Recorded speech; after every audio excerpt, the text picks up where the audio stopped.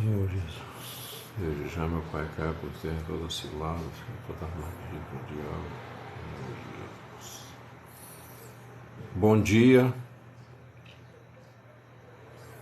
Bom dia, Vicente. Pai do Senhor, sejam bem-vindos mais uma vez na presença do nosso Deus. Adoramos o Senhor na beleza da sua santidade, um momento de meditação, de reflexão, mas também de comunhão.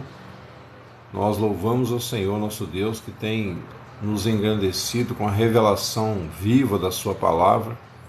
Agradecemos ao Senhor nesta manhã que nos tem agraciado com o entendimento maduro, vivo das Sagradas Escrituras, livrando-nos das heresias, livrando-nos das falsas doutrinas, das falsas profecias, livrando-nos do engano religioso, livrando-nos da salvação pelas obras e também das teologias, como a teologia da prosperidade.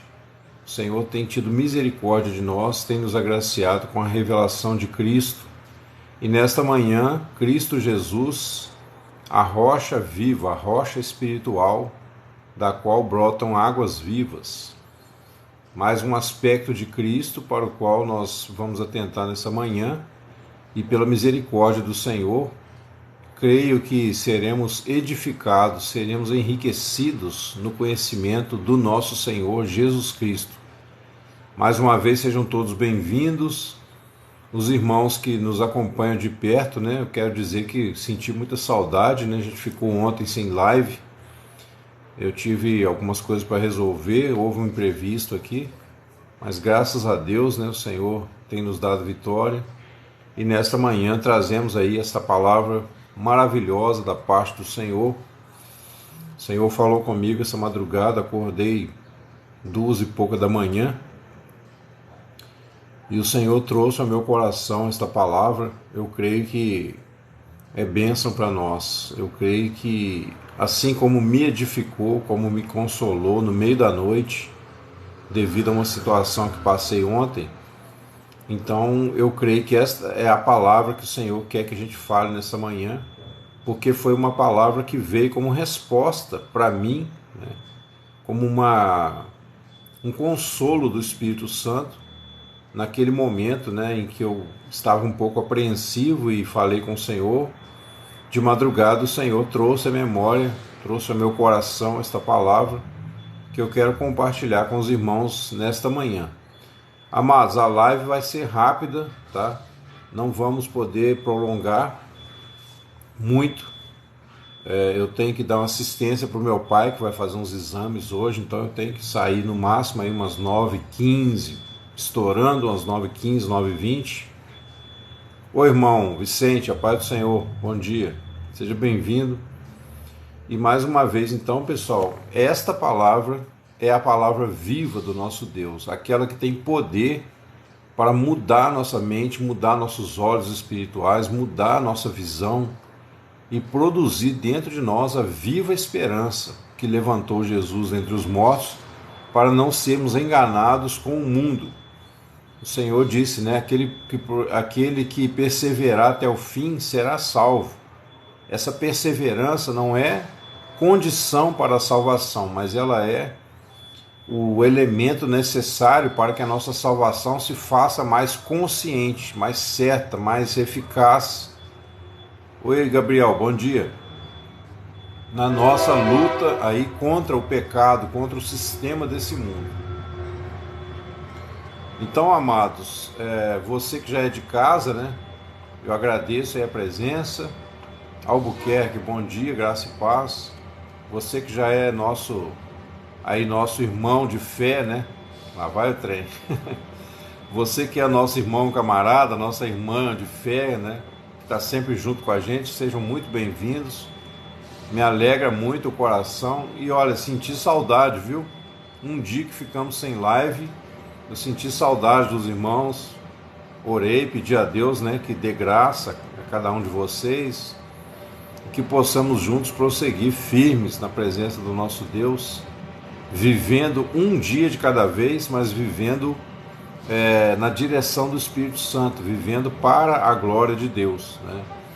E a palavra do Senhor, irmãos, que Deus me deu nessa madrugada, foi algo assim que consolou o meu coração, sabe? Eu estava numa situação, oi Vicente, uma situação ontem preocupado, né, com a saúde do meu pai. Meu pai está com quase 81 anos, se Deus quiser, ainda vai viver mais alguns anos, né, para a alegria do meu coração.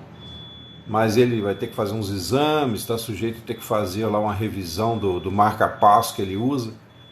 Então isso me deixou ontem um pouco alarmado aqui, por causa da família também. A família fala algumas coisas que deixam a gente preocupado, né? Mas aí de madrugada, o Senhor falou comigo e consolou meu coração. Nós temos que ter esperança, pessoal, na palavra de Deus, tá? A palavra de Deus que é viva e eficaz. Ela é poderosa para nos mostrar a realidade de Deus, a realidade espiritual, que os olhos não veem, mas que todavia, pelo Espírito Santo, nós tomamos posse e experimentamos. Quando nós cremos, nós experimentamos. Quando não cremos, aí acharemos 1001 motivos para duvidar da palavra de Deus. Amém, Vicente? Obrigado, irmão. Quando nós duvidamos, nós achamos motivo, tá, pessoal? Se a gente quiser duvidar, se a gente quiser voltar atrás, o diabo vai vir com um monte de prato cheio, oferecendo aí soluções, né? Tem um apito aqui, irmãos, do lado, que um alarme, está repreendido em nome de Jesus. Então, assim, a palavra do Senhor, ela é poderosa para nos revelar coisas que Deus fez e que os olhos humanos não conseguiriam ver e nem o ouvido ouvir. Amém, é verdade. Cleusa Piva, amém, bom dia, seja bem-vindo.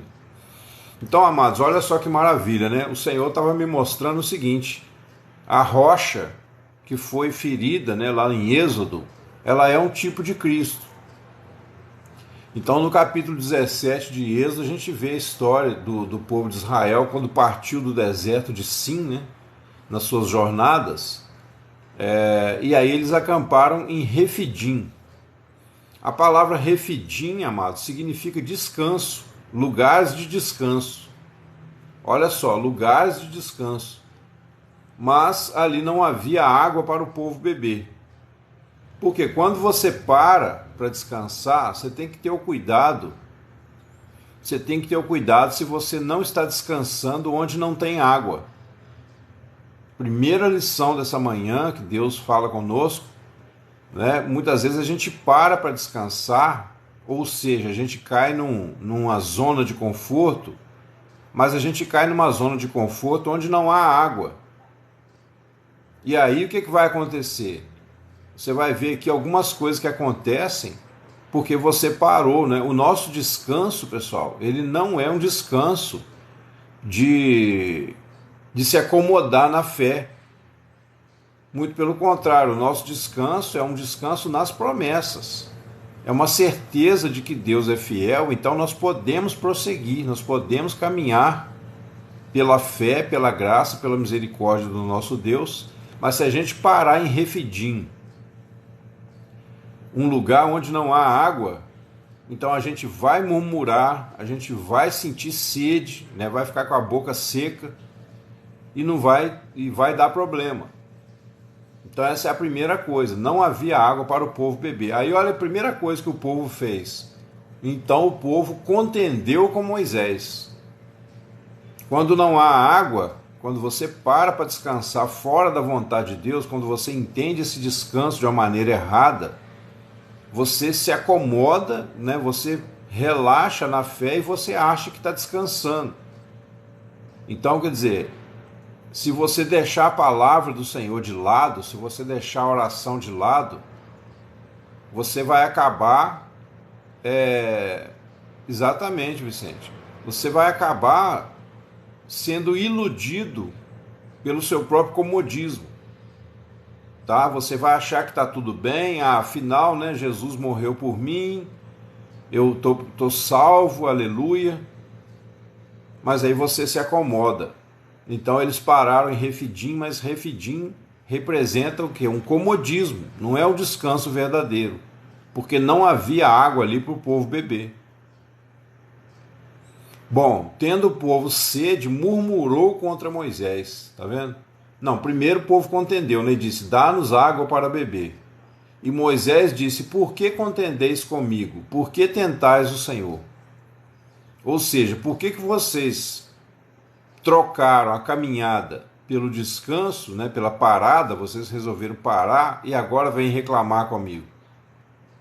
Reclama antes de vocês mesmos terem parado no lugar errado. Então, tendo o povo sede de água, murmurou contra Moisés. E olha aí o que o povo disse. É verdade, ó Vicente. Olha o que aconteceu. Versículo 3, o povo teve sede, murmurou contra Moisés e disse, por que nos fizeste subir do Egito para nos matares de sede, a nós e aos nossos filhos e ao nosso gado? Sabe o que o povo estava murmurando aqui? Contra Deus, pessoal. E contra a própria salvação que Deus tinha oferecido para eles. Deus livrou eles do Egito, onde eles eram escravos, onde eles apanhavam nas costas, onde eles viviam ali carregando pedras, né?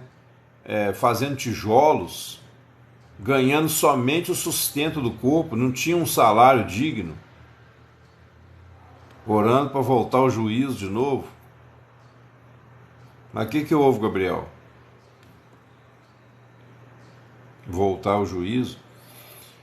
Então o povo, pessoal, murmurou ali, né, contra Deus no final das contas, porque eles estavam reclamando da própria misericórdia que Deus tinha usado a favor deles, justamente por quê?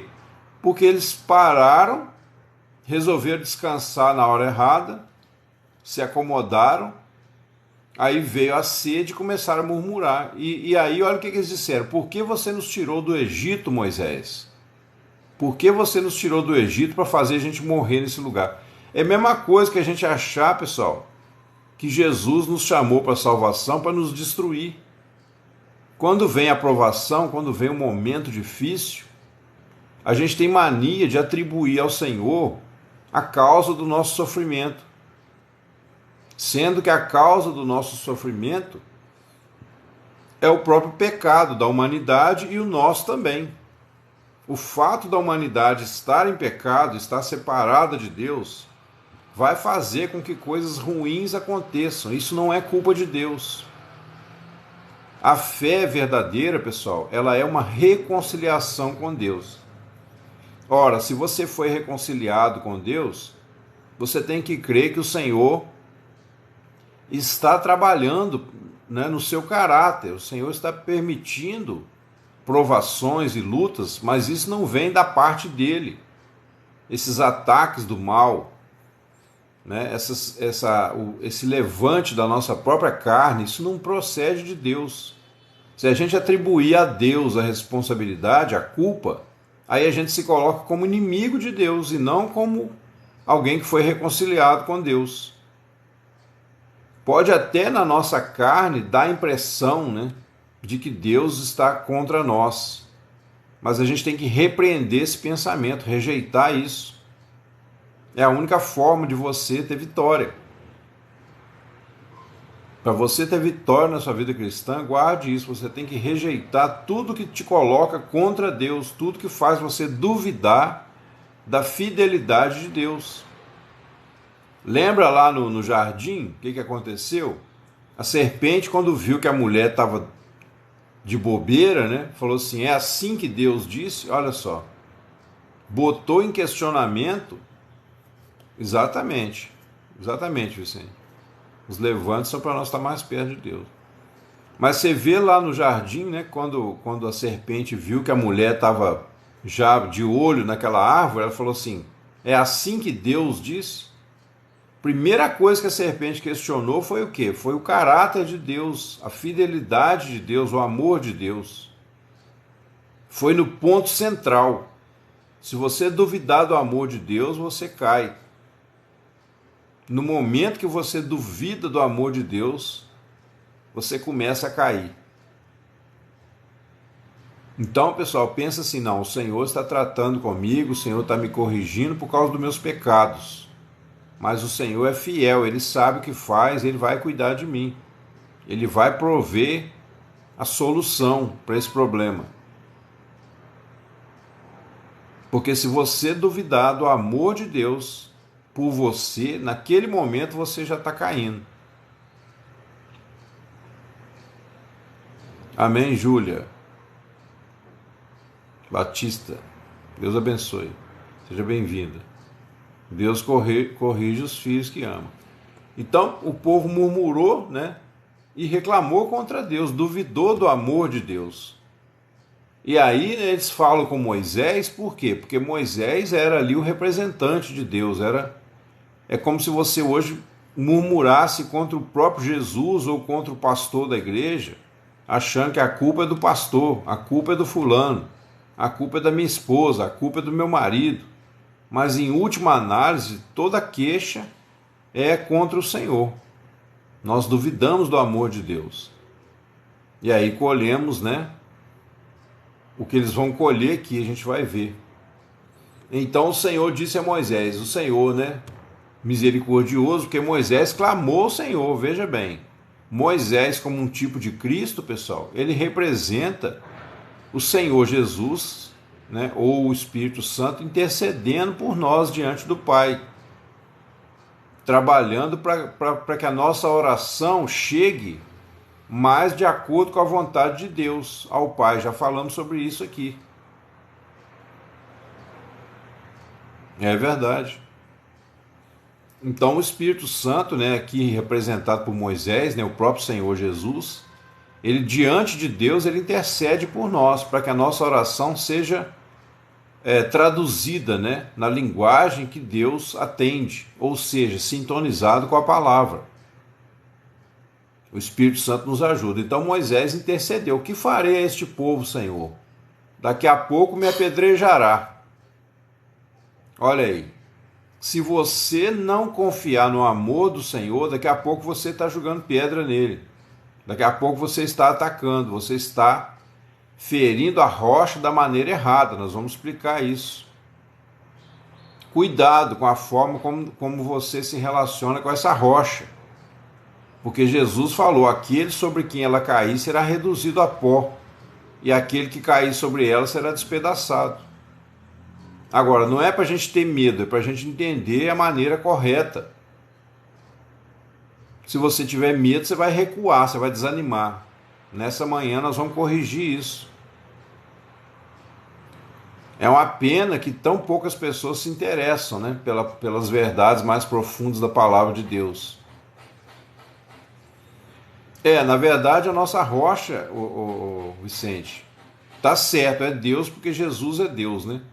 Mas é mais correto a gente falar que é o próprio Jesus, certo? Porque Jesus é Deus que veio até nós, né? Então ele é a rocha, nós fomos tirados do pó da terra. Então Jesus é a rocha, entendeu? Bom, mas o que você falou não está errado, só para dar esse a mais aí. Então o Senhor disse a Moisés: passa adiante do povo. Olha aqui os princípios espirituais nessa manhã, pessoal. Passa adiante do povo e toma contigo alguns dos anciãos de Israel, e toma na tua mão o teu cajado que feriste o rio, e vai.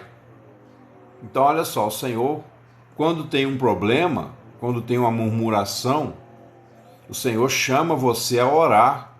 E se for um problema maior, convide alguém da sua confiança. Peça ao seu pastor, peça a um irmão que você confia, para te ajudar em oração, né? Ore naquela situação, peça à igreja. Tem muitas igrejas que têm reunião de oração. Você vai na reunião e fala: irmãos, eu queria que vocês orassem comigo por essa situação, peça ajuda, né? Então o Senhor disse: eis que eu estarei ali diante de ti sobre a rocha, em Horebe. A rocha é o Senhor Jesus, que se fez carne, habitou entre nós, mas ele não é uma terra bamba, ele não é uma terra solta, ele é uma rocha. Isso fala o quê? Da firmeza dele. Amém. Isso é uma boa prática. Deus abençoe, que ela continue sempre. Inclusive, se quiser pedir ela para orar por mim lá, eu agradeço, Vicente. Nos ajudar aqui, o ministério, né? Para que Deus mova aí os corações das pessoas. Bom, então o Senhor disse, ó, põe sobre a rocha em Horebe e tu ferirás a rocha. Amém. Aí, que benção. Glória a Deus. Tu ferirás a rocha, e dela sairão águas, e o povo beberá. E Moisés assim fez diante dos olhos dos anciãos de Israel. Moisés aqui, como um tipo de Cristo, intercessor, né? Ele fere a rocha. A rocha, pessoal, é Jesus quando foi ferido lá na cruz do Calvário. Tá? Essa rocha, ela só pode ser ferida uma vez. Essa rocha, não é necessário que ela seja ferida de novo. Você vai ver que depois Deus manda falar com a rocha. Por que isso? Porque a rocha ferida aqui, a rocha que Deus mandou, né, Moisés ferir, ela representa Cristo na cruz. O Senhor Jesus como a rocha, né, mas também falando em outro aspecto como a divina semente, a vida estava dentro dele. A vida eterna estava dentro dele. Amém. Eu agradeço, Vicente. Agradeço de coração. A vida que estava em Jesus precisava sair. Para quê? Para chegar a nós. Então o Senhor Jesus, sendo a divina semente, ele tinha que cair na terra e morrer. A semente, quando cai na terra, ela se rompe. Nós já temos falado muito sobre isso aqui. E aí a vida que está dentro da semente vai gerar a árvore inteira. Ah, esse trem que passa aqui toda hora. Vai gerar a árvore inteira. Então aquilo que era o pó da terra, você que era pó da terra, você vai ser atraído na vida que está na semente. Por isso que o Senhor Jesus disse, eu quando for levantado da terra, a todos atrairei a mim. Essa cruz, né, essa vida, não a cruz em si ali, a de madeira, mas a morte do Senhor Jesus fez com que a vida de Deus fluísse para dentro da humanidade. E é essa vida que nos atrai. Esse poder do Espírito Santo é que dá vida para nós. Como é que nós somos atraídos? Através da vida. A vida de Deus é soprada dentro de nós pelo Espírito Santo. A gente lembra lá do vale de ossos secos, né? Quando o Senhor disse, ó, eis que eu porei em vós o meu espírito e vivereis. E aí aqueles ossos, né, foram revestidos de carne, depois de pele, até que eles se puseram em pé. E aí o Senhor disse, profetiza ao Espírito, e diz, ó Espírito, vem dos quatro ventos e assopra sobre estes ossos para que vivam. E aí eles viveram. Então, pessoal, a atração que Jesus exerce não é como se fosse um imã, né? Quando fala em atração, a gente pensa num imã puxando ali os pedacinhos de ferro, mas a atração que Jesus exerce é porque nós estávamos mortos, então ele vem e sopra a sua vida para dentro de nós. E isso graças à rocha que foi ferida. Quando Jesus foi ferido na cruz, quando a espada da justiça, né, a espada da lei de Deus caiu sobre a cabeça de Jesus, ele que estava ali no nosso lugar, nós é que merecíamos a punição. Então o Senhor diz lá no profeta Zacarias, ergue-te, ó espada, e fere o pastor, tum. E as ovelhas se dispersarão. Ali o povo de Israel, né? O povo de Israel se dispersou, porque eles tentaram entrar pela lei, né? Então, confiando na própria justiça deles, eles não se sujeitaram à justiça de Deus. Aí o Senhor abre a porta para os gentios, para a igreja. Então a igreja são as primeiras águas que brotam da rocha. Nós que cremos, nós somos enchidos com essa água da vida. E essa água ela começa a jorrar em nós também. E o objetivo é que ela jorre através de nós. Por enquanto, se você ainda está novo na fé, se você ainda não tem aquela maturidade, né, para dar um testemunho poderoso, você está sendo enchido. À medida que você medita na palavra de Deus, você está sendo enchido. Mas vai chegar uma hora que esse copo aí vai transbordar. Você tem que se deixar mesmo ser enchido pela palavra, pela vida, através da palavra, da oração, da fé. E aí, à medida que você é enchido, daqui a pouco vai transbordar naturalmente. Então, ali aquele lugar se chamou Massá e Meribá por causa da contenda dos filhos de Israel e porque tentaram o Senhor. O povo de Israel, pessoal, tem esse ministério específico, né? Teve esse ministério de ferir a rocha. Tipo assim, o gemido, né? A dor, o clamor desesperado, porém confuso por causa do pecado, o clamor que brotou da nação de Israel foi o grito de dor, né? Que rompeu, que quebrou a rocha. A murmuração dos filhos de Israel não foi certa, mas foi ela que feriu a rocha. Mas a murmuração é o que? É um clamor desesperado do homem no seu pecado, o homem na sua vida, muitas vezes infernal, perturbada pelo pecado. No seu desespero, ele agride ao Senhor, mas ele agride na esperança de ser atendido, socorrido. É o clamor, é o grito do desespero, né?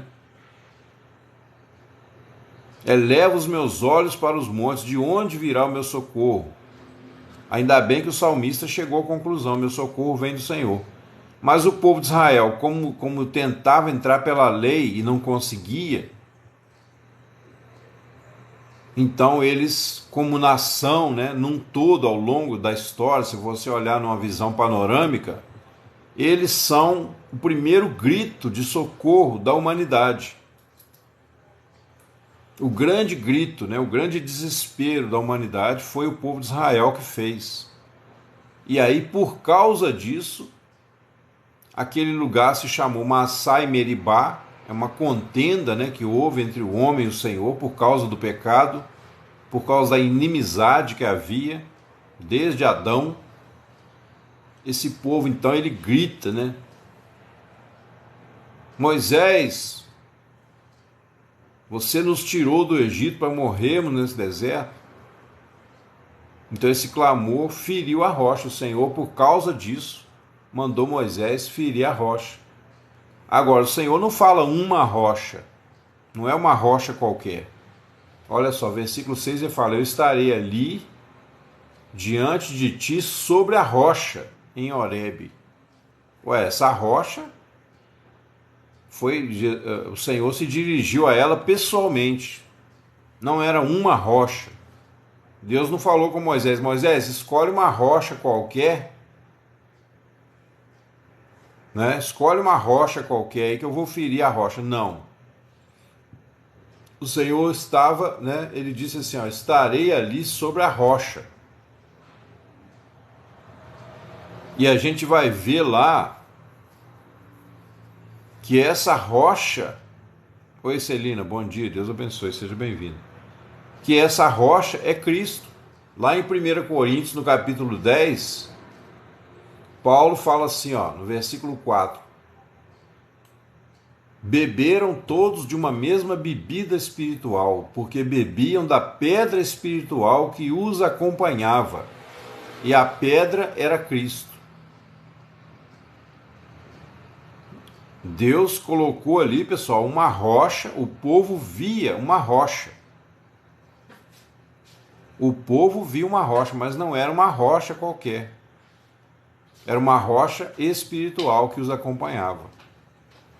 Quer dizer, era uma pedra aos olhos do povo, assim como Deus, né, já usou árvore lá no Éden, usou vários elementos da natureza, agora o Senhor usa uma rocha.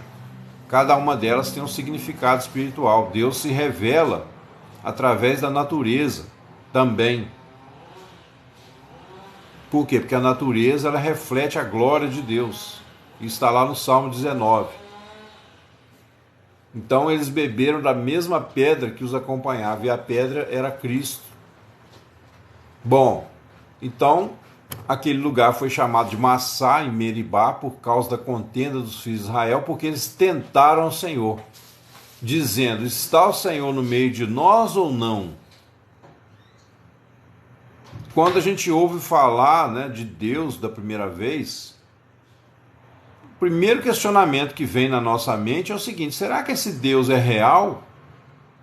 E se ele é real, será que ele faz alguma coisa por mim? Ou ele é só um Deus distante lá no céu? Será que esse Deus, além de existir, né, a partir do momento que eu começo a crer que ele existe, como pessoa, né, como um ser pessoal, e não como uma energia, não é isso que eu estou falando. Quando a gente começa a crer que existe um Deus criador, a primeira pergunta que vem: será que ele pode fazer alguma coisa por mim? E talvez nesse momento a gente nem quer exatamente salvação, porque a gente nem sabe o que é salvação. Se você ainda não chegou a uma profunda convicção do seu pecado, você não sabe o que é salvação.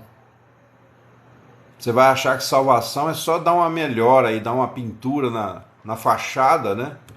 Para ficar uma pessoa mais boazinha. Mas aquele que já sentiu o peso, né, da sua culpa, do seu pecado, e já entendeu que na nossa carne não habita bem nenhum, esse já está mais maduro. Porém aqui o povo, né, disse: está o Senhor no meio de nós ou não? O que esse povo queria? Esse povo queria salvação, pessoal? Não queria.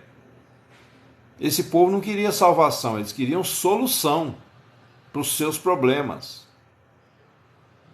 Então, enquanto a pessoa quer solução para os seus problemas, essa pessoa, ou ela não entendeu ainda o que é a salvação, ou ela está ferindo a rocha de maneira errada. Porque por que hoje nós não podemos ferir a rocha? Porque a rocha é Cristo, a rocha já foi ferida. Então tudo que diz respeito à nossa salvação já foi realizado.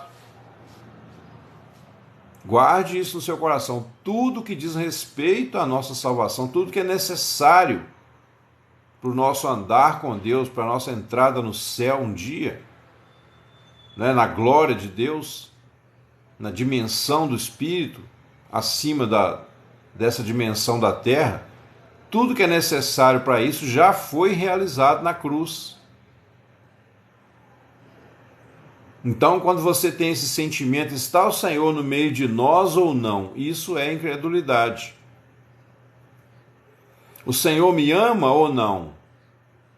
Como eu disse, vou repetir: se nós, no momento que nós duvidamos do amor de Deus, nós começamos a cair em pecado. Porque esse é o maior pecado. O maior pecado é a incredulidade, é duvidar do amor de Deus. É duvidar das promessas de Deus. Duvidar de que Deus não só existe, como ele se torna galardoador, abençoador daqueles que o buscam. Então, pessoal, quando eu digo para os irmãos aqui, para você não ficar brigando aí com o seu pecado, para você não ficar tentando você se santificar, né? Melhorar para Deus: eu vou parar de fumar primeiro, depois eu procuro a igreja. Você está ferindo a rocha da forma errada. Você está ferindo a rocha por um objetivo seu particular. E isso vai reforçar o egoísmo mais ainda, vai fazer você ficar mais preso no ego. Agora, quando você crê que a rocha foi ferida para saciar o povo de Deus, e não só você, nos seus problemas pessoais, aí você é abençoado, você tem vitória sobre o pecado. No momento que você está crendo, no momento que você entende isso e descansa na forma correta, e não lá em Refidim, se você parar em Refidim, você vai ter sede. Tá certo? Porque o descanso era a terra prometida. O verdadeiro descanso não era ali em Refidim. O povo parou em Refidim, né? Que representa um lugar como se fosse um oásis no meio do deserto. Mas o oásis ele só é necessário para você recompor suas forças e continuar a caminhada. Você não vai viver ali o resto da vida no meio do deserto. Uma hora aquela água vai secar. Então, quando você age, né, na sua própria força, no seu próprio entendimento, quando você busca a Deus para resolver somente o seu problema ali, daquela situação, você fecha o seu foco, você fecha o seu olhar numa coisa e esquece de todo o resto. Sabe, esquece da chuva, né, abundante que cai da parte do Senhor. Esquece de que o Senhor está fazendo isso tudo para tratar o seu caráter, para te aperfeiçoar. E aí você fica focado naquele problema. Então o que eu digo? Se você tem um problema hoje, né, se você está preso aí na bebida, se você está preso na droga, no cigarro, na prostituição, na pornografia, comece a buscar a Deus. Ah, irmão, mas eu estou preso ainda na prostituição. Ué, você está preso, mas você quer continuar nela, no fundo, está gostando? Aí não tem jeito. Mas se isso te incomoda, é porque o Espírito Santo quer te levar a um lugar melhor. Ele quer que você saia de Refidim, que é esse descanso aí do pecado, e quer que você chegue à terra de Canaã, que é Cristo. Então, pessoal, por que poucas pessoas querem ouvir? Entendi. Por que poucas pessoas querem ouvir essa palavra? Porque elas querem continuar lá no seu pecado, né? E o ego, pessoal, guarde isso que eu vou te falar, o ego ele é tão sutil, que a pessoa às vezes usa mecanismos, né, internos sem perceber para justificar o fato de continuar no pecado. Então, se você não tomar uma atitude para fora de você mesmo, no sentido, né, de olhar para o Senhor objetivamente e receber essa chuva de graça, esse discernimento espiritual que vem pela palavra, então você vai continuar presa no pecado o resto da vida. E você nunca vai ter uma vitória autêntica. Você vai ficar sempre aí cocheando, né? Sempre desanimado, sempre caindo aqui, caindo acolá. Então o povo obrigou praticamente Moisés a ferir a rocha. Esse foi o ministério do povo de Israel. Porque veja bem, se aos olhos de Deus a humanidade inteira estava em pecado, então Deus, na sua infinita sabedoria, ele levanta um povo, ainda que seja na base da murmuração, do choro, esse povo clama. Esse povo não tinha ainda maturidade espiritual para clamar do jeito certo. Então, ainda que seja no desespero, o povo de Israel foi um clamor que se levantou da terra. É lógico que tudo, né, com a orientação, com a misericórdia do Senhor. O Senhor fez isso através da lei. Através da lei, através das obras da carne, veio o gemido por socorro. Quando o homem colhe a consequência do seu próprio pecado, muitas vezes é a hora que ele vai clamar. E aí, no que o povo clama, o Senhor atende, né? E aí o Senhor mostra a sua graça soberana. Depois que aconteceu isso, o que aconteceu? Então veio Amaleque e pelejou contra Israel. Amaleque, pessoal. Bom dia, Chico. Bom dia. Pecado da carne é uma luta constante. Então, Chico, exatamente, mas eu estou mostrando aqui o seguinte, como que a gente tem, para a gente ter uma vitória mais segura, a gente tem que entender esse mistério aí da rocha que é Cristo. A rocha foi ferida uma vez só. Por quê? Porque dela brota a água da vida. Muitas vezes nós ficamos... Oi, Jaime, bom dia, seja bem-vindo. Muitas vezes nós ficamos presos, muito presos a pecados, né, baixos até, porque nós não clamamos a Deus e nós não entendemos o que Jesus fez na cruz. Como eu disse, se você ficar brigando contra o pecado, assim, olhando para o pecado, você não vai ter vitória. Por quê? Porque você vai fechar o seu foco e é como se você pensasse assim, bom, eu sei qual é a solução para o meu problema. Então você já não está confiando no Senhor, você está tentando resolver até usando o poder de Deus, mas para resolver o seu problema do seu jeito. Então eu usei o exemplo aqui, se a pessoa está presa, por exemplo, no cigarro, na bebida, na droga, na prostituição, na pornografia, né? Vamos pegar o problema da pornografia, que hoje é um problema que atormenta a maioria das pessoas. Você sabe, se você ficar na pornografia, né, vendo site pornográfico, você não vai ter paz com Deus. Mas aí você fala assim, nossa, eu tenho que parar com isso, eu tenho que parar com isso. E quanto mais você fala isso, né? Quanto mais você fala, eu tenho que parar com essa coisa, mais aquela coisa parece que cresce diante de você. Porque aonde você colocou os seus olhos, vai crescer, né? Então, se você ficar... Não é que você vai acomodar e continuar fazendo como se nada tivesse acontecendo. Não é isso que eu estou dizendo.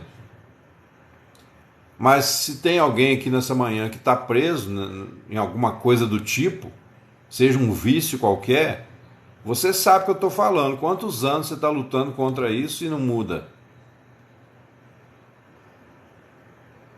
Não sei se, né, é lógico que eu não quero que vocês falem, não precisa falar aqui, contar pecado não, mas de repente você vai falar assim, eu tenho um problema, eu estou lutando há 10 anos, 20 anos, e a coisa parece que só piora. Quanto mais eu luto, pior fica.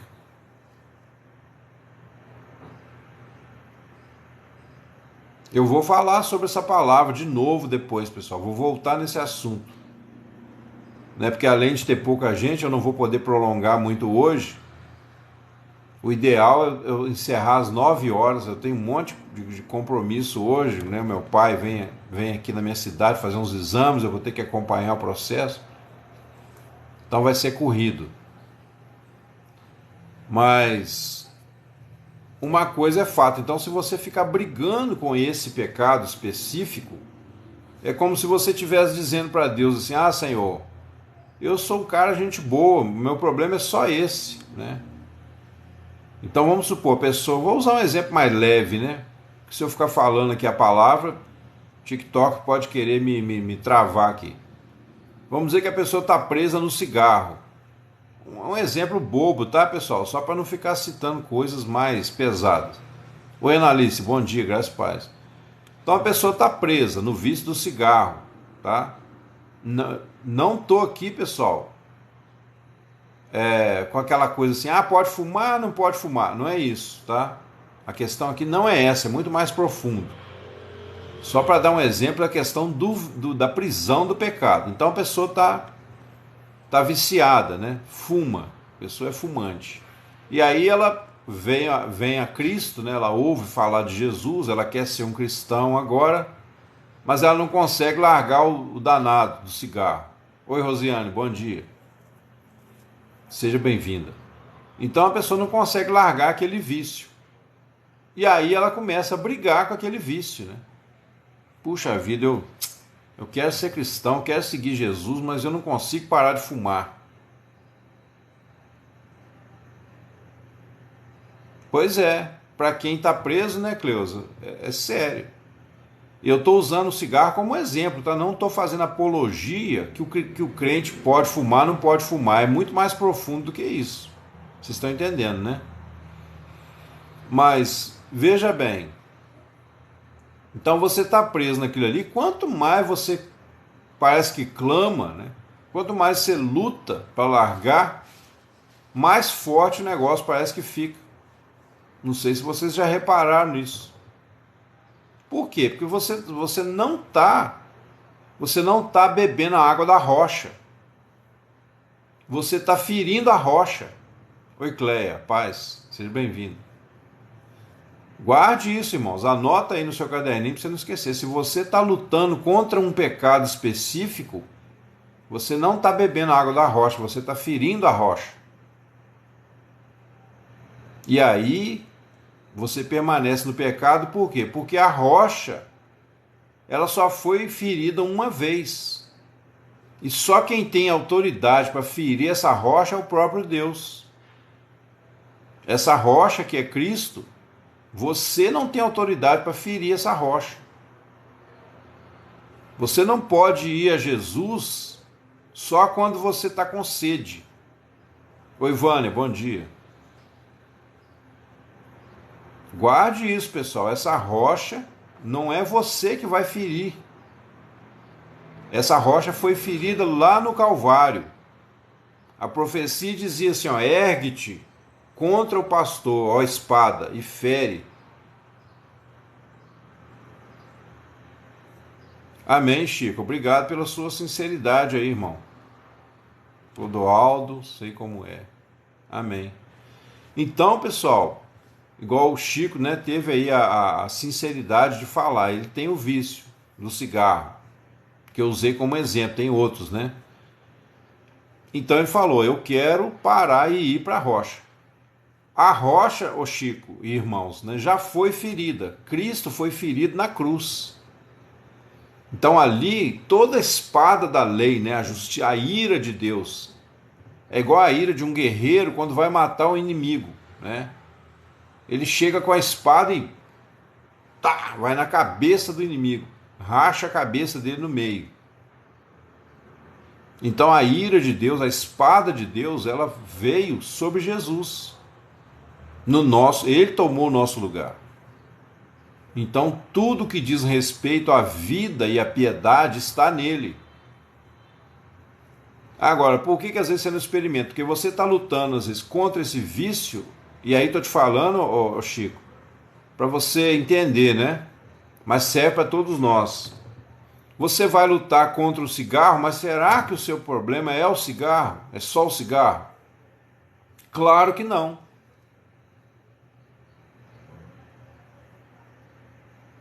Nunca tinha ouvido essas coisas. Infelizmente, né, Vânia? Tem muita coisa do evangelho que está praticamente perdida, né? Se a gente não resgatar, vai ser jogado fora, infelizmente. Mas aí, quando você vai a Jesus para resolver o problema particular ou um problema do seu jeito, ainda que seja vencer o pecado, olha bem isso. Ainda quando você vai a Jesus para vencer um pecado específico, você está ferindo a rocha. Eu estou lendo Êxodo 17. Porque você vê aqui, ó, o Senhor feriu a rocha e o povo bebeu, mas o povo murmurou. O povo queria água, o povo queria matar a sede, queria resolver um problema pessoal. De repente, por exemplo, você tem um vício, seja o cigarro, seja a bebida, seja, né, pornografia, seja o que for. E você, quanto mais você luta, o negócio parece que piora. Você luta, luta, luta e a coisa não sai. Mas por quê? Você não quer entregar o seu centro verdadeiramente, lá o íntimo. Você não quer entregar o íntimo do seu coração. Você quer resolver problemas do lado de fora só para você ter paz. Porque pensa bem, se eu creio que Jesus morreu por mim, que eu vou ganhar o céu, até aí maravilha, né? Olha, eu vou para o céu, não vou para o inferno. Maravilha. Porém, contudo, todavia, o ego está escondidinho lá dentro. Eu só quero parar com o cigarro, com a bebida, com isso, com aquilo, porque isso me faz sentir vergonha diante de Deus. Isso me faz sentir que Deus não me ama. Mas se eu parar com isso, com o cigarro, se eu parar com a bebida, então Deus vai me amar. Só que esse pensamento é do ego, pessoal. Esse ego, né, que é quase que é o mesmo Satanás que age dentro da nossa carne, praticamente ele é a porta de entrada, né? Ele é aquela brecha que você deixa e ele entra com as quatro patas.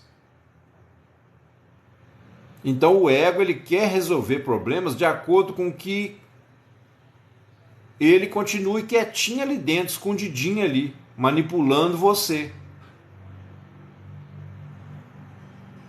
Então, enquanto você está lutando contra um vício,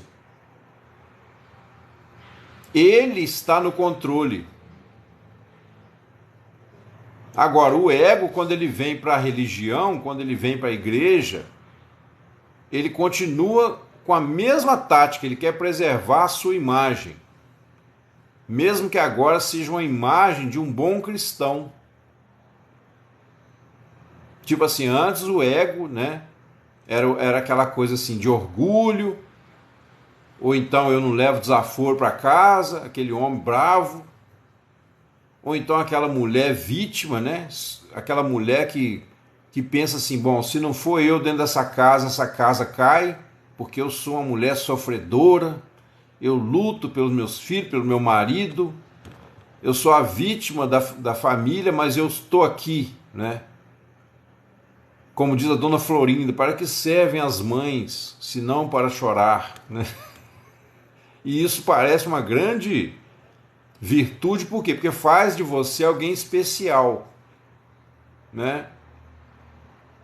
Então é aquela mãe sofredora, aquele homem valente, que não leva desaforo para casa. Aí quando você vem a Cristo, o ego muda a tática. Ele fala, opa, agora eu tenho mais um adicional, eu tenho que cuidar da minha imagem religiosa. Então eu preciso parar de beber, eu preciso parar de fumar, senão o que os irmãos vão pensar de mim? Que eu sou um fraco. Isso aí, é lógico que você não pensa isso conscientemente, mas o ego lá dentro, é isso que ele está pensando. O Senhor me mostra essas coisas claramente, irmãos. É como se eu conseguisse ler, sabe, o que acontece lá no DNA da alma, se é que existe isso, né? Só para fazer uma figura de linguagem. Então o ego ele quer preservar agora a imagem religiosa. Por quê? Você não está deixando o Senhor mexer no centro do seu coração. Você está roendo pelas beiradas. E o ego fica ali quietinho, né? Escondidinho, sempre manipulando. E sabe por que isso acontece, irmãos? Porque nós temos pais ou mães manipuladores quando a gente é criança, que manipulam o sentimento da gente por interesses, né? O nosso pai, às vezes, ou a mãe, né? Tem aquela mãe dominadora. E eu sei de experiência própria, né? Por exemplo, tem mãe que rouba o carinho dos filhos fazendo certos mimos, certos favores, que às vezes o pai não aprova, o pai corrige aquilo, ó filho, não pode, por exemplo, comer doce antes da hora do almoço. Mas aí quando o pai não está em casa, a mãe vai lá, não, come um pouquinho, tá, filho? Não tem problema não, a mamãe deixa. O que tem por trás daquela suposta virtude ali, daquela suposta bondade? Ela está roubando o amor dos filhos. E acontece com o homem também. O homem, principalmente quando tem filhos homens, né, e mulheres, ele tem um quezinho de favorecer mais os varões, né? Inclusive a gente sabe que no mundo aí fora, para não dizer que acontece na igreja, né? Mas a gente sabe que no mundo aí fora tem um ditado que diz: prenda as suas cabras porque os meus bodes estão soltos. Ou seja, a mulher não pode fazer nada, se prostituir, mas o homem, quanto mais ele pegar as menininhas, mais ele é macho, né? E muitas vezes até os pais cristãos fazem isso com os filhos. Eles favorecem uns em detrimento de outros. Ou então compram o carinho dos filhos através de favores. Você vê que hoje nós temos uma geração de pais, como eu falei outro dia, que colocam um celular na mão de uma criança de 2, 3 aninhos de idade. Para quê? Para não ter o trabalho de ficar cuidando, e deixa outros cuidarem da criança. Aí quando aquela menininha, né, com 8, 9 anos de idade já se veste igual uma prostituta, eles assustam, não entendem por que aquilo aconteceu. Guarde isso aí, irmãos. Entendeu? Dá o celular na mão da criancinha, deixa ela lá vendo tudo que dá na cabeça. Aí quando o rapazinho com 7 aninhos de idade já está todo desmunhecado, né, já está todo frozô, aí não entende o que está acontecendo. Aí fala assim: ah, mas é genética, bobo. É genética, já nasceu assim. Fala, não, não vem com essa pra cima de moar.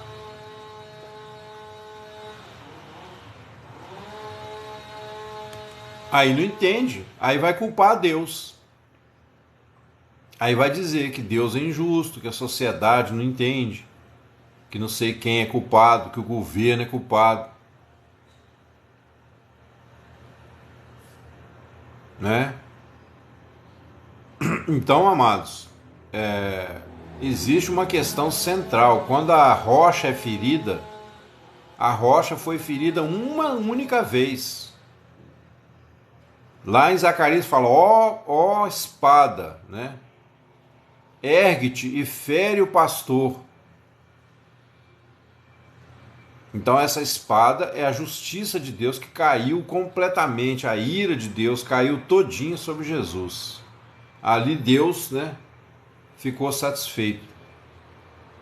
Ou seja, ele, sendo Deus, cumpriu em si mesmo a penalidade do nosso pecado. Como isso é possível? Ele se fez carne, uma carne, né, um corpo como o nosso, que sente dor, que sente provações, medos, angústias. Embora ele não tivesse pecado, mas ele experimentou tentações nesse sentido. A tentação de Jesus, irmãos, eu aposto quantos irmãos quiserem, né? E se eu estiver mentindo aqui, que o Senhor me corrija. Jesus não foi tentado a fumar um cigarro, a usar droga, a viver em prostituição. Não é isso. Quando a Bíblia diz que ele foi tentado em todas as coisas, ele foi tentado no sentimento. Ele experimentou angústia, dor física, rejeição da sociedade. Jesus não foi tentado a prostituir, não, porque isso não era da natureza dele. Aí você pode achar assim: ah, então para ele foi mais fácil. Não, porque ele experimentou a nossa angústia, o nosso desespero, o nosso medo, a um nível que nós nunca experimentamos por causa dele. E os pecados mais externos, como esses que a gente está falando, eles vêm de um problema anterior. Então, Cléia, exatamente. Quando ele foi tentado a transformar a pedra em pão, ali foi tentado a quê? a mostrar-se como Deus, né? Agir como Deus. Mas ele não podia agir como Deus, senão o sacrifício dele não teria valor para nós. Ele tinha que viver como homem. Então, quer dizer, Jesus foi tentado nessas áreas. Na área do sentimento, Jesus experimentou angústias. A Bíblia fala que a angústia dele foi tanta que o peito dele suou sangue. Tem um nome que a ciência dá, né? Eu esqueci o nome agora desse negócio. Existe um nível de ansiedade que a pessoa transpira sangue. Então, quer dizer, o Senhor Jesus, ele sendo, né, em forma de Deus, mas a Bíblia diz, ele não tomou por usurpação ser igual a Deus, antes esvaziou a si mesmo, assumindo a forma de servo.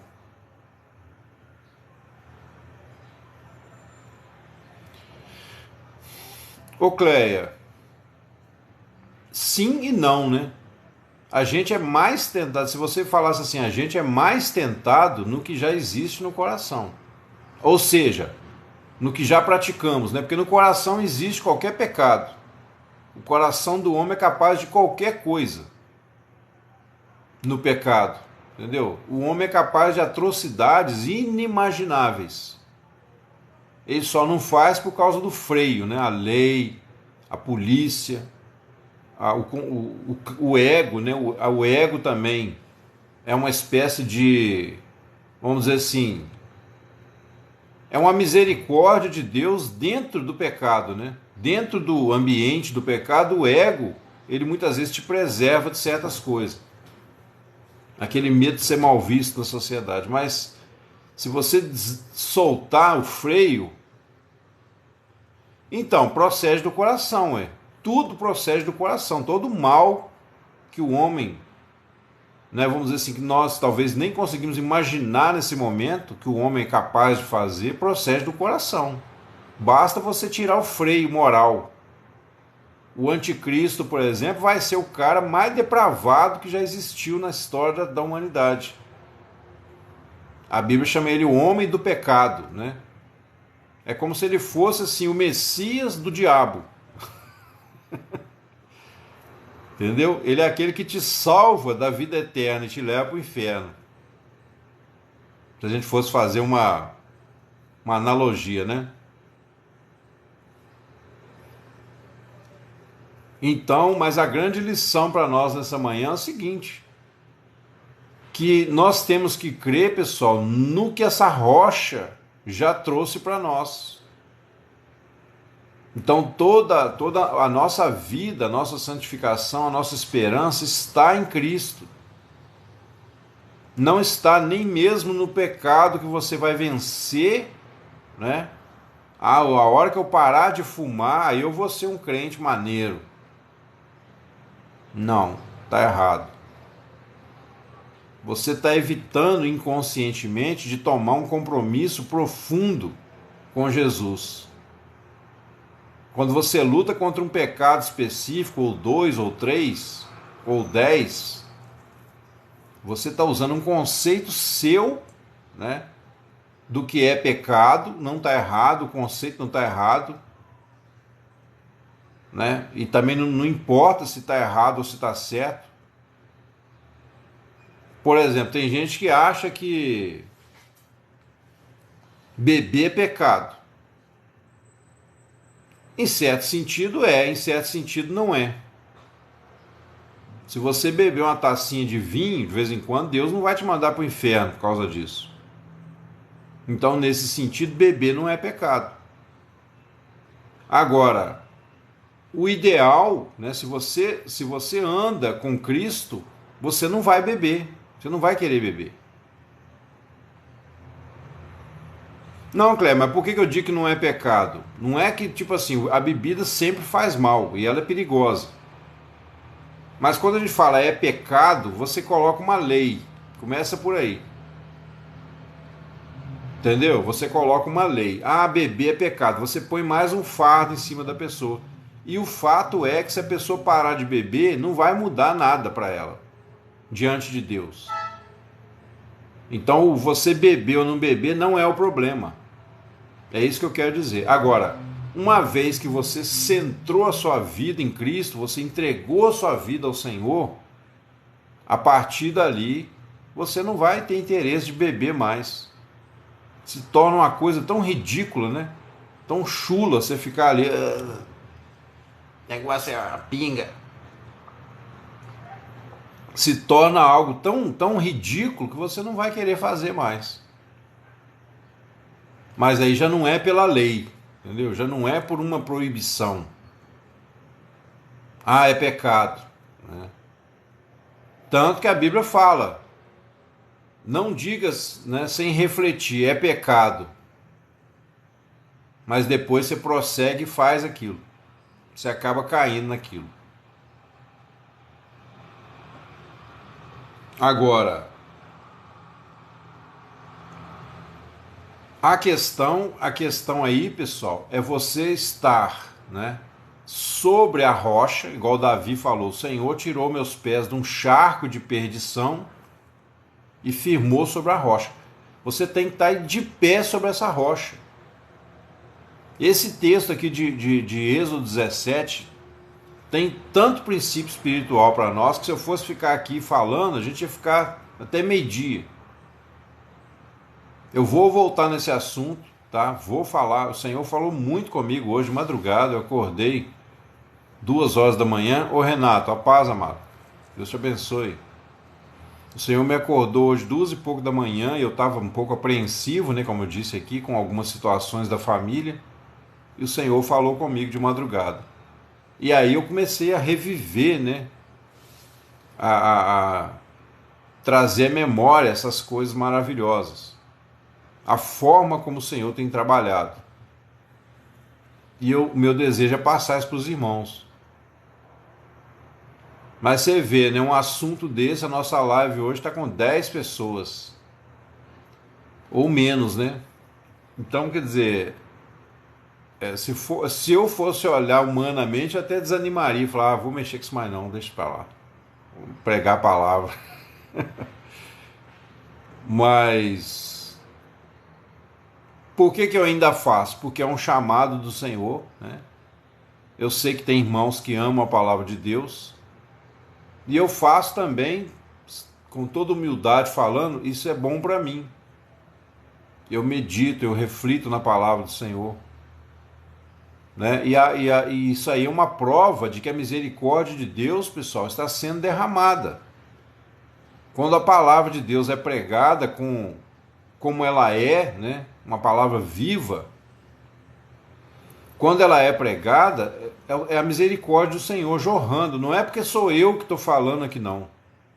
Qualquer pessoa que pregasse a palavra, uma palavra viva, né? Uma palavra como ela é, palavra de Deus, e tem muitos, né? Talvez não mais do que a gente gostaria, né? Pô, Muhammad foi dar a sentença, né? No inferno ele foi dar a sentença daqueles que estavam lá. Entendeu? E foi também tomado o diabo, né? As chaves da morte e do inferno, espiritualmente falando.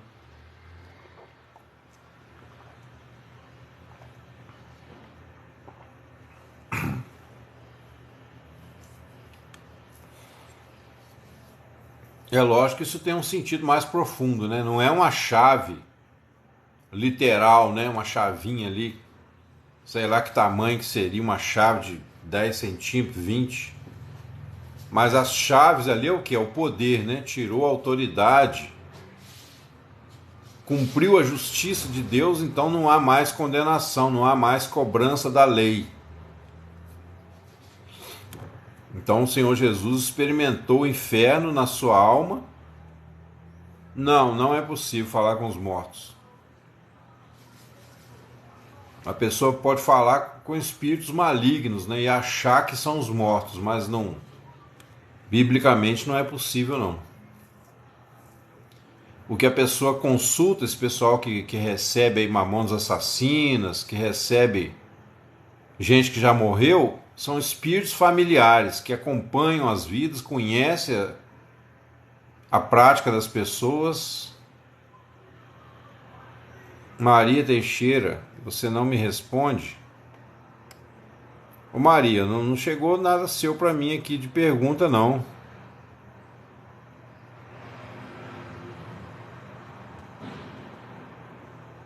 Não chegou não, querido. Desculpa aí. São demônios, né? A Bíblia chama de espíritos familiares, porque eles acompanham as famílias e eles conseguem imitar a voz da pessoa, a escrita da pessoa, sabe os gostos da pessoa. Eles não leem a mente, mas eles acompanham a vida, né?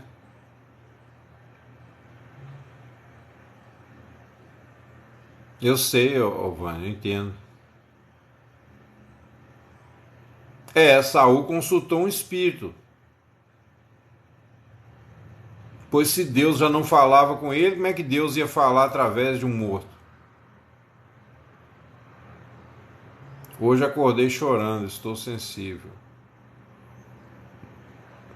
Então, Maria, isso aí é um motivo para você buscar o Senhor, né? Quando a gente está sensível, isso aí é bom se você levar para o lado espiritual, né? Você derramar sua alma perante o Senhor, entendeu? Porque todos nós experimentamos angústias, né? Sofrimentos, às vezes momentos da vida que a gente não entende. Esses momentos que a gente não entende, ao mesmo tempo você cria uma abertura na sua vida diária, né? Entendeu? Eu já disse aqui que a nossa mente ela é como uma televisão ligada, né? A mente do homem que ainda não venceu essas coisas pelo Espírito Santo, né? Ela é igual uma televisão ligada. A pessoa pensa o dia inteiro. Aí quando você fica sensível, igual às vezes chorando, é porque você já está incomodada com aquela televisão, né? Ah, sim, escutando louvor, comecei a chorar. Então, mas isso aí pode ser uma expressão da sua alma, né? Uma expressão talvez de angústia, pode ser também alguma coisa boa, mas guarde uma coisa no coração de vocês, pessoal. Tome muito cuidado com as emoções, pelo amor de Deus, tá? As emoções, elas podem vir em decorrência da fé. Elas podem vir quando você realmente serve a Deus, quando você tem uma... Graças a Allah. Quando você tem qualquer tipo de emoção que se manifeste, você desfruta ali naquele momento, se for uma emoção boa, né? Um sentimento, por exemplo, de que Deus te ama, mas não ache que isso é para você parar, é para você se acomodar. Continue olhando para Jesus, continue focado no culto racional, né? Você tem que ter sempre a inteligência espiritual na frente. As emoções elas vêm a reboque. Não viva procurando emoções, certo? Dificuldade para pensar. Então, Analice, o problema é justamente quando você usa a própria mente para tentar corrigir a mente, né? Entendeu? Às vezes você usa a sua própria mente para tentar parar a mente, aí não funciona. Exatamente, Cléia. Olha só, dificuldade para pensar. Eu não sei exatamente o que você quer dizer, né? Se você quiser me dar mais algum detalhe aí, porque a dificuldade para pensar, se você falar assim, pode ser várias coisas. Pode ser várias coisas. Pode ser até falta de vocabulário, né? Se a pessoa não tem uma linguagem mais rica, tem poucas palavras, né?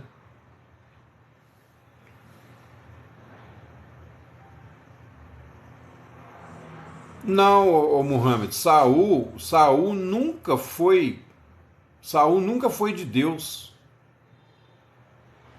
O fato de ele ter se julgado em cima da sua espada foi consequência do que ele já era, né? Só que quando ele não viu saída, ele se matou. Eu não penso tanto. Não, então, Analice, não é questão, assim, quando eu falo da mente tagarela, não é questão de você pensar tanto. É a questão de você, por exemplo, igual você falou, você tem dificuldade para pensar. Então alguma coisa está obstruindo o seu pensar consciente. Talvez você fala que não pensa tanto porque você não está totalmente consciente nem dos seus próprios pensamentos. Sabe por quê? Ninguém vive sem pensar. Não tem um momento que você não está pensando, mas ou você está pensando consciente ou você está pensando inconsciente. O grande lance, né, que o Espírito Santo quer trazer na nossa vida, a palavra quer trazer para nós, é você dominar a sua mente e não o contrário.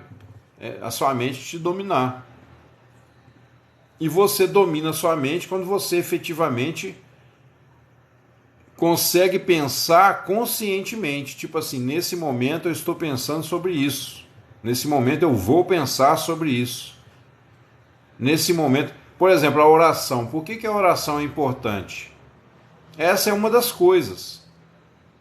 Quando você está orando, se não for aquela reza, né, decorada, quando você está falando com Deus, você está pensando nas palavras que você vai falar.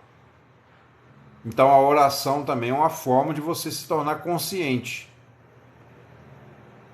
Mas no dia a dia, de repente você está lá na pia, lavando uma louça, né, ou fazendo alguma coisa, está fazendo uma comida, e a mente está ali, viajando, né? Ou lembrando de uma coisa que aconteceu. Falou, Mohamed, um abraço. Entendeu? Você está lembrando de uma coisa que aconteceu, você está com algum sentimento de que alguém não gosta de você, por exemplo. Pode acontecer várias coisas. A reza decorada é igual a Igreja Católica faz, a Ave Maria, Pai Nosso, essas rezas prontas, né?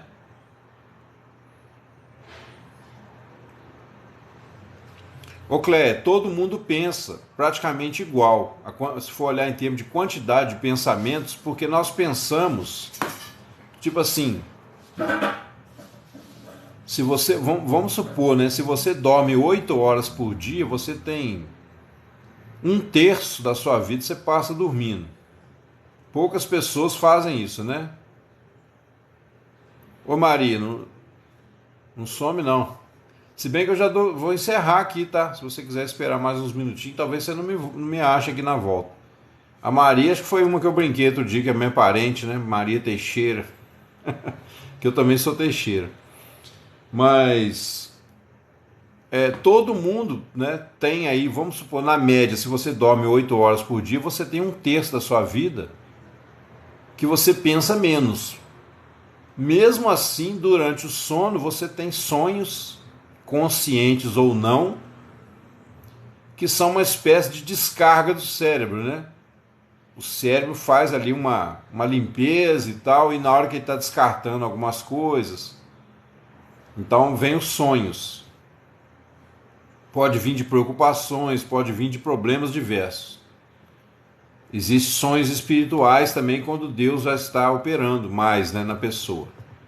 Mas as outras 16 horas, a gente pensa praticamente o tempo todo.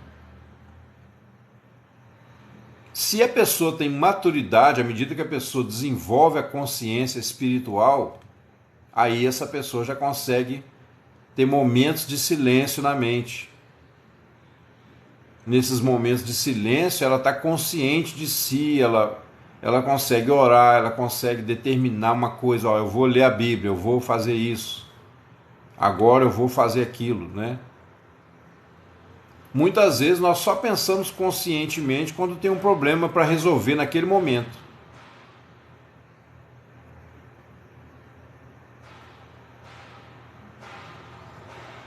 Quando a gente tem um problema para resolver naquele momento, por exemplo, eu tenho que ir ao banco pagar uma conta urgente, porque senão amanhã eles vão cobrar a multa, já são quase 4 horas da tarde, aí você naquele momento você fica consciente, você passa a mão nos documentos ali que precisa, sai correndo, né?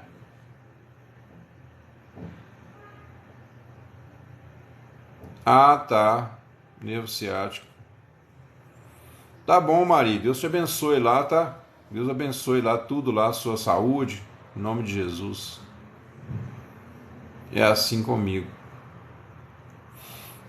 Então, por isso que Deus criou o trabalho, né? O trabalho, ou seja, os compromissos que a gente tem no dia a dia, ainda obriga a gente a pensar. Se a gente não tivesse problema para resolver, pode deixar, Maria. Eu acho que seu nome até já está aqui, tá? Mas como eu mudei a folha, vou colocar aqui de prevenção.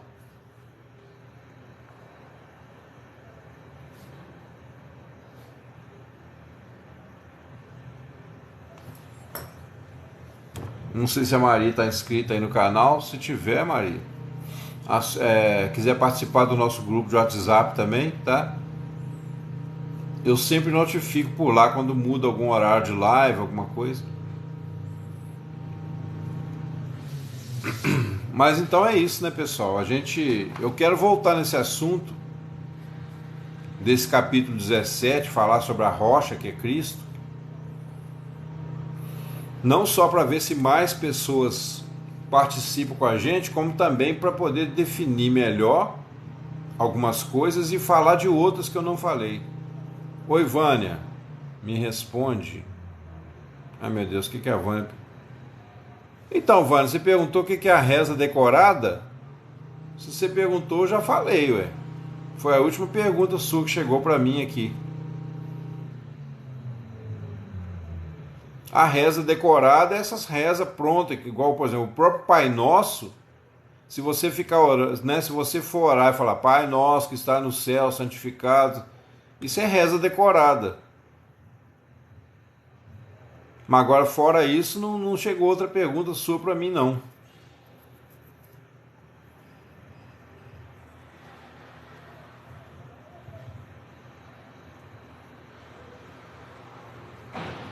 Edificar a casa sobre a rocha. É verdade, Cléia. Então, tem muita coisa que a gente pode falar, né?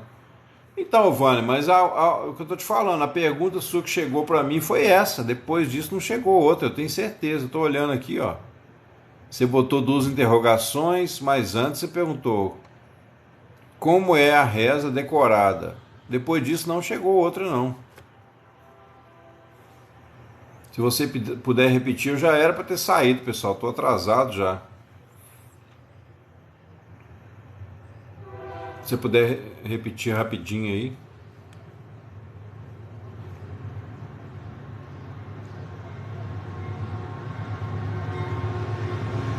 Amém.